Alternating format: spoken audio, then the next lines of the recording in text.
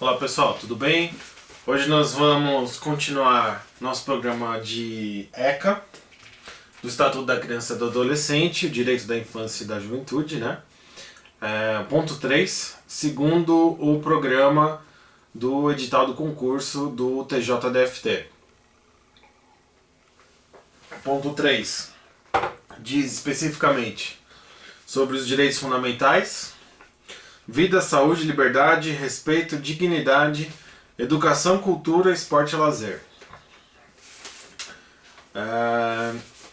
Fala algumas coisas sobre trabalho, eu não vou falar sobre isso. Tem uma baixíssima incidência nos concursos de magistratura, magistratura estadual, que é o nosso foco. Para a magistratura do trabalho, isso cai bastante. Então, se você faz concurso para TRT, é bom você dar uma lida boa no assunto, tem uma doutrina especializada mais sobre isso. Mas para nós aqui da Justiça Comum, da Comum Estadual, pouca incidência, então vou passar batido nesse aspecto. E vou me concentrar naquilo que é mais relevante, naquilo que é mais atual, aquilo que está mais latente na jurisprudência, porque nosso foco é o CESP, prova do CESP, que dá muita ênfase para a jurisprudência. Então a gente vai falar só aquilo que é mais específico, as decisões do STJ e do STF. Tá? Para gravar essa aula, eu usei esse livro aqui. Já falei no outro vídeo de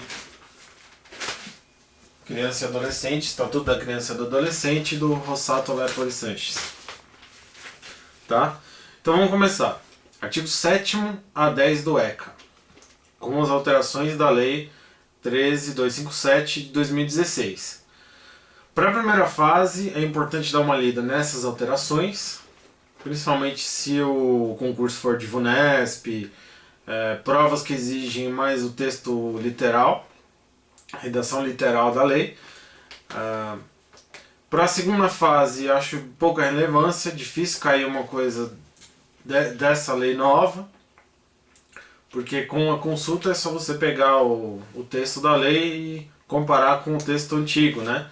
Por isso também é sempre importante a gente levar as duas versões da lei, a lei nova e a lei antiga, comparar com o texto. Se pegar no site do Planalto ainda consegue ver aquele texto riscadinho e o texto em vigor embaixo, que é muito bom para a gente fazer prova, porque a gente compara as duas legislações e aí consegue dar um recheio ali na resposta, dizendo que antes era assim, aí com a lei nova mudou, isso significa que o legislador está preocupado com não sei o que. Aí você enriquece a sua resposta. Tá? Então é importante levar, se o concurso permitir, né, que você leve a lei da versão impressa, né, não precise usar o Vadmecum comercial. Então, direito à vida. O que a gente pode dizer a respeito do direito à vida? Se eu fosse fazer uma dissertação, né, ou uma resposta de 30 linhas, primeiro ia começar com o artigo 5º caput da Constituição, vai falar que ela tem uma posição de destaque no ordenamento, do direito à vida decorrem os outros direitos, e ia falar da Convenção dos Direitos da Criança, tá? O artigo 6º. Tem as dimensões do direito à vida, segundo José Afonso da Silva: a existência, integridade física e integridade moral. O que significa? Direito à existência, o direito de ser, de estar e permanecer vivo. Direito à integridade física quer dizer a sua existência corporal, né, a sua vida enquanto corpórea. E integridade moral, que são os valores imateriais ligados à vida. Tá? Então tem essas três dimensões. E aí vem a questão do aborto. Né? O aborto viola o direito à vida, como que é o entendimento? Bom, a gente tem no Código Penal aquelas duas permissões: o aborto necessário e o aborto humanitário ou sentimental. Primeiro no caso de risco à gestante, quando houver risco para a vida da gestante, fica autorizada a a prática do aborto e quando a gravidez decorre de estupro, esse é o aborto sentimental, a gestante não fica obrigada a carregar aquela marca daquela violência que ela sofreu. Então a legislação admite a prática do aborto nesses dois casos. O artigo 128, incisos 1 e 2 do Código Penal. E agora vem a questão do feto anencéfalo. O que acontece? Existe uma patologia que determinados fetos nascem com problemas neurológicos e essa vida extrauterina é inviável, segundo os relatos médicos.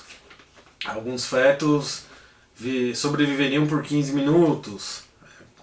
Então, houve uma grande discussão acerca disso, houve um debate acerca disso e isso chegou ao STF na DPF 54.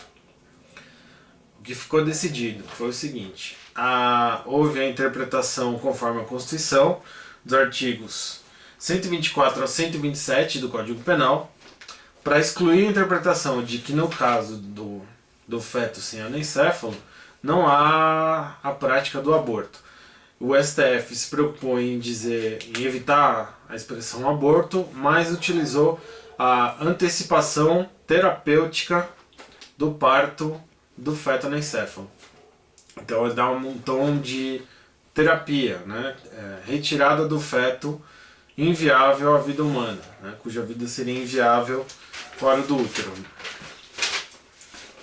E uma outra questão relevante é aquela questão das células-tronco, da pesquisa com células-tronco.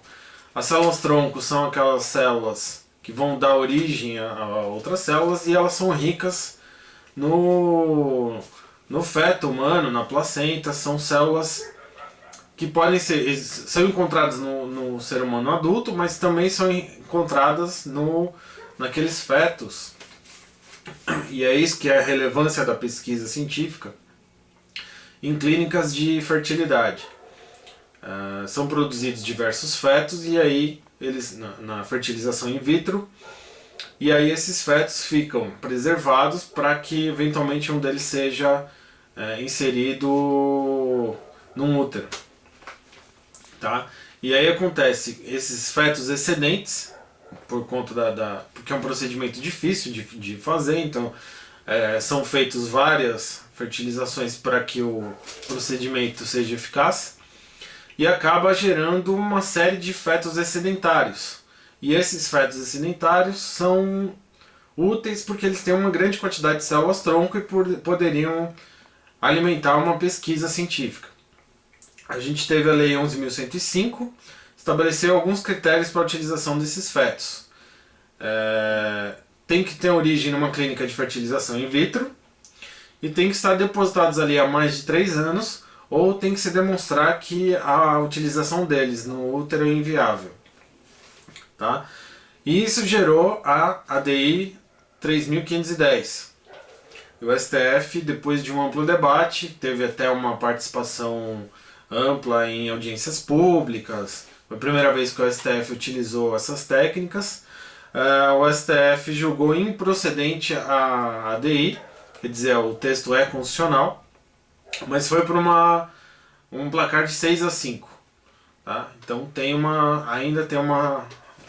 O STF pacificou a questão, porque julgou a ADI, mas foi uma vitória apertada de 6-5, então ainda existe um debate latente na sociedade. E o que mais? Direito à saúde.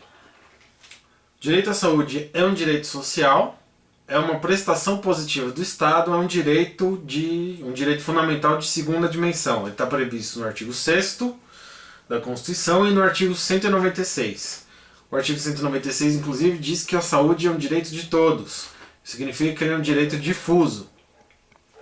E cumpre ao Estado o dever de fornecer a saúde. Então, por isso é uma prestação positiva do Estado, por isso ele é um direito de segunda dimensão.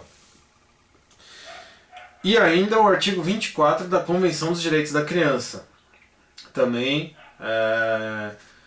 determina que a criança tem o direito à saúde. tá? Levaram à prova o decreto 99.710, que trata da Convenção dos Direitos da Criança. E a questão importante envolvendo direito à saúde é a teoria da reserva do possível, de Peter Haberle, e a interferência do Poder Judiciário nas políticas públicas. Tá? Com relação a isso, a gente teve aquela discussão, aquela teoria das escolhas trágicas, que significa que o Poder Judiciário tem que... Existe uma tensão entre a política pública, a falta de recursos e o direito à saúde. E isso é uma discussão importante, isso pode vir a ser perguntado num tema de dissertação. E aí a gente consegue uma boa definição na suspensão de tutela antecipada 175 Ceará, que o ministro Celso de Mello diz o seguinte: a questão das escolhas trágicas é a tensão dialética entre a necessidade estatal de tornar concretas e reais as ações e prestações de saúde em favor de pessoas, de um lado, e as dificuldades governamentais de viabilizar a alocação de recursos financeiros, sempre tão dramaticamente escassos, de outro. Então é aquele embate, aquela tensão que vai existir entre a falta de recursos orçamentários e o direito individual, o direito fundamental da pessoa de ter direito à saúde, né? Isso a gente lê no informativo 579 e nas transcrições do informativo 582. Para aprofundar esse tema é bom você dar uma lida. É um tema importante, é um debate forte, é uma questão polêmica, bastante divergente, e o entendimento assim que parece que vem predominando pelo direito à saúde. Também temos importantes julgados na questão da saúde, do plano de saúde, fornecimento de prótese, fornecimento de medicamentos. O STF vem adotando essa posição, essa postura de implementar a saúde, determinar a sequência de verbas públicas para enfim, para ter um estoque de medicamentos. Então tem uma certa prevalência desse direito fundamental a despeito do interesse público secundário, que é o interesse da administração, o interesse meramente patrimonial da administração. Tá? E agora, liberdade, respeito e dignidade, os artigos 15 a 18b do ECA. A principal questão aqui é o toque de recolher. Eu acho que se vier uma pergunta vai vir dessa discussão. O que é o toque de recolher? Determinados municípios, determinadas varas da infância e juventude, em determinados locais do interior, em cidades pequenas normalmente, vem decidindo por portaria que crianças e adolescentes não poderiam transitar em determinados locais ou em determinados horários. Então, por exemplo, a determinada portaria lá diz que a criança e adolescente não pode se encontrar em postos de gasolina, em lojas de conveniência a partir das 23 horas, né, desacompanhados dos pais. Isso gerou uma grande discussão com relação ao direito da liberdade dessas crianças, desses adolescentes, que teriam o direito de permanecer onde eles quisessem, porque não teria nenhuma restrição sobre isso no ECA, nas disposições legais. Então a gente teve uma discussão, ainda não está solucionado, o STF não foi chamado a se manifestar ainda sobre isso, então estamos aguardando alguma posição. O STJ já afirmou a sua posição, o STJ entendeu que isso não pode ser feito por portaria, porque a portaria da Vara da Infância, essas disposições teriam um caráter genérico abstrato, que não poderia ser determinado pela Vara da Infância e da Juventude. Isso é matéria a ser discutida pelo legislador e não pela Vara da Infância. Então a gente tem, essa foi a posição, esse aspecto formal, que o STJ adotou, mas a gente tem uma discussão mais ampla do que isso, que envolve esse direito de recolher ou acolher, dependendo da linha que o examinador segue. Então também tem isso, às vezes você percebe que o examinador usou a palavra toque de acolher, então ele já está dando uma ideia de que ele é favorável, tá? E dependendo do concurso também que você vai fazer. O nosso foco aqui é magistratura, mas eventualmente você pode fazer um concurso da defensoria, algum outro concurso, e aí você já carrega o discurso na linha da vedação, do direito de ir e vir, né, da liberdade. Então eu vou falar aqui os argumentos, e aí cada um use conforme conforme o concurso que for fazer e adote as suas próprias convicções. Os argumentos contrários a essas portarias. Primeiro, o princípio da liberdade, tá? Que já está previsto lá na Constituição, no ECA. Tem a questão formal, que a portaria não poderia restringir de modo abstrato e genérico por prazo indeterminado, né? Que é o que normalmente ocorre nessas portarias. Violaria o princípio da proteção integral, porque seria uma espécie de uma prática vexatória contra a criança e adolescente, tá? Retornaria à mentalidade do Código de Menores, da tutela penal do Código Menorista, né? Daquela ideia que nós vimos na outra aula do menor, da utilização de meios repressores contra a criança e adolescente, né? E que no fundo, o último argumento, que isso seria uma medida paliativa para proteger as crianças e os adolescentes, porque não resolveria o problema em sua essência, como por exemplo o uso de drogas por adolescentes. Isso não não resolve o problema, apenas é uma medida paliativa. Os argumentos favoráveis.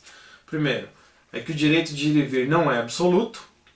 Então, apesar de existir a liberdade, essa liberdade encontra restrições, e essas restrições podem ser adotadas. Segundo, a medida que traz impactos imediatos ali na vida daqueles jovens, e isso está relacionado com o princípio da intervenção precoce, que a gente viu também na aula passada. Isso significa que, embora seja uma medida paliativa, há uma intervenção estatal na hora ali em que ocorre, por exemplo, o uso de drogas, à noite, na rua. Tá? Então, é o Estado intervindo no momento em que ocorre a intervenção precoce, ou antes mesmo de que alguma violação ocorra, de que algum prejuízo aos menores, às crianças e adolescentes, efetivamente ocorra. E o último argumento, importante, relevante, é a utilização do neoconstitucionalismo a despeito das restrições formais existentes no ordenamento. Então você tem uma posição proativa do judiciário, você tem um contexto de superação do formalismo jurídico, em busca do atendimento à infância e à juventude. Tá? Então você solta as amarras do positivismo formal em prol da infância e a juventude. Tá? E por último, a inércia do legislador. É um argumento que está vinculado a esse último. Se o legislador não age, alguém do Estado tem que agir. Então o juiz, o Poder Judiciário, acaba agindo para suprir essa falta do legislador. Tá? Ainda sobre esse aspecto da dignidade, lembrar da Lei 13.010 de 2014, que é a lei da palmada. Ela veda o castigo físico e o tratamento cruel e degradante. A gente percebe aqui que não precisa, tratamento cruel e degradante não significa necessariamente o contato físico, né? Porque tem a violência física e tem o tratamento cruel. Então você vê que a ausência de castigo físico, a ausência de contato físico não está relacionado necessariamente ou melhor, O tratamento cruel e degradante não está relacionado necessariamente ao contato físico. Você pode ter xingamentos, pode ter ameaças, pode ter bullying, né? Pode ter ainda uma questão importante, a alienação parental, né? Isso é um assunto que a gente vai ver mais pra frente, mas a alienação parental também pode ocorrer. E as formas em que o Estado vai agir quando ele percebe que ocorre essa situação. Os artigos 18A e 18B. Tá? 18B diz que o Conselho Tutelar vai adotar determinadas posturas. O encaminhamento ao programa oficial ou comunitário de proteção à família, encaminhamento a tratamento psicológico ou psiquiátrico, encaminhamento a cursos e programas de orientação, encaminhamento da criança obrigatório, encaminhamento obrigatório da criança a tratamento especializado e advertência. Então são medidas que o próprio Conselho Tutelar adota caso ele perceba a existência desse tratamento degradante ou desse castigo, da existência desses castigos físicos. Educação agora. Educação, o assunto importante é creche. O STF RE 436-996 entendeu que é dever dos municípios de oferecer creche e pré-escola a todas as crianças que dele necessitarem. Havia uma discussão nos anos 2000 ali com relação à necessidade de crianças, de crianças mais especificamente, e creches. Tá? A demanda de creches por parte da população e a falta de recursos, principalmente da rede municipal, em atender essa demanda. Então o STF entendeu, aí a gente volta àquela questão que nós falamos da saúde também. O STF entendeu que qualquer criança que necessitar deve ser atendida pela rede municipal de creches. Tá? O que mais? A Lei 13.306 alterou a educação infantil, que agora é de 0 a 5 anos. Tá? Antes era de 0 a 6, passou uma alteração legislativa de 2016. Não tem muita relevância prática nos concursos, eu acho que é difícil perguntar alguma coisa, mas como é uma alteração de 2016, é importante a gente lembrar.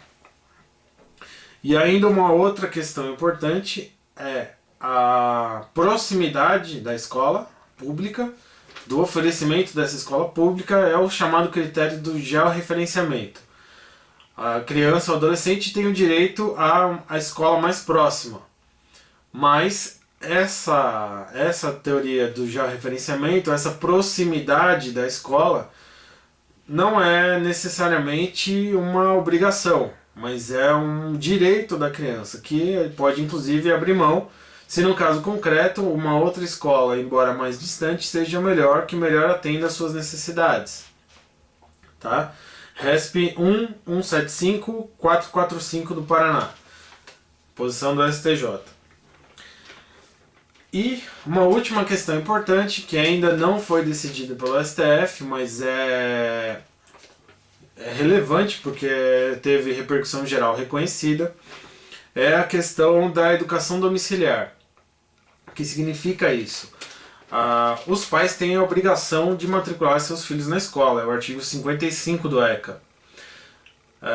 Mas vem crescendo, principalmente no Brasil, vem crescendo essa posição educacional, esse modelo educacional em que os próprios pais educam a criança em casa. É o chamado homeschooling. A criança não frequenta o ensino formal de educação fornecido pelo Estado, mas ela é educada pelos próprios pais no âmbito domiciliar. Não necessariamente pelos próprios pais, mas talvez com a ajuda de algum outro recurso externo, algum professor particular, alguém, mas não através da rede formal de ensino. Tá? Para o STJ, esse método não é válido porque ele viola o dever dos pais, né, de matricular os seus filhos na escola, na educação formal. O STF essa questão chegou no STF no RE 888-815 E houve a repercussão geral reconhecida, é o tema 822. Até agora, o STF, relator ministro Barroso, até agora não foi discutido em plenário essa questão, mas é um assunto polêmico que pode ser perguntado na sua prova, e você demonstrando que você conhece, que tem uma repercussão geral, já vai te já vai te dar uns pontinhos a mais nessa questão. Tá certo? Então, ponto 3, de uma forma bem resumidinha, tá aqui. No próximo vídeo nós vamos ver o direito à família, o direito da proteção familiar. E é isso aí, continue estudando. Um abraço, até mais. Tchau, tchau.